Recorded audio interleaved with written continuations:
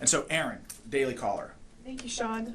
Will the Department of Defense commit to firing or otherwise disciplining any remaining leadership that were directly involved in the Afghanistan withdrawal?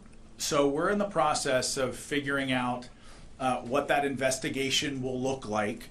But I'll tell you, as somebody who served in Afghanistan and watched that unfold, I mean, I was horrified in a lot of ways.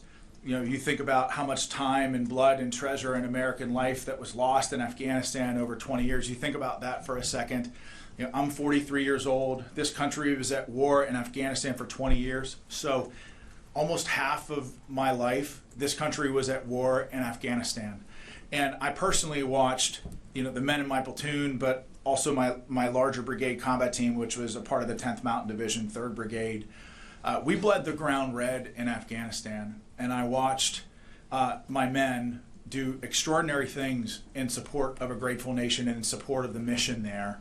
And to watch Afghanistan be surrendered in the way that it was extremely difficult.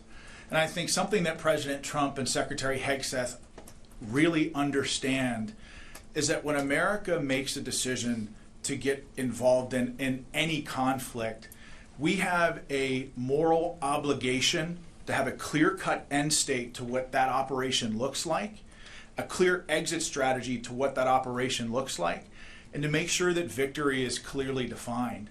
And I think in Iraq and certainly in Afghanistan over the last 20-some years, I think maybe we've struggled a little bit with those finer points. But I'll say that the President Trump and Secretary Hegseth, they understand that when America gets involved in a fight, it's our job to also end that fight as fast as humanly possible, because we have a moral obligation to win and win decisively. Otherwise, you're going to have an entire generation of American warriors wondering what the hell it was all for.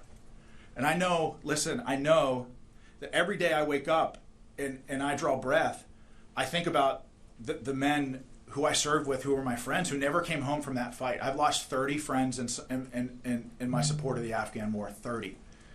And you ask yourself, you look yourself in the mirror, you ask yourself, what do we have to show for it? Not a whole lot.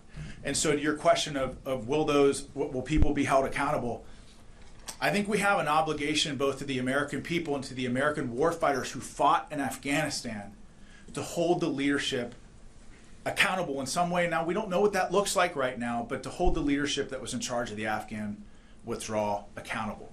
Because look, if you have a private that loses a sensitive item, that loses night vision goggles, that loses a weapon, you can bet that that private is going to be held accountable. The same and equal standards must apply to senior military leaders. So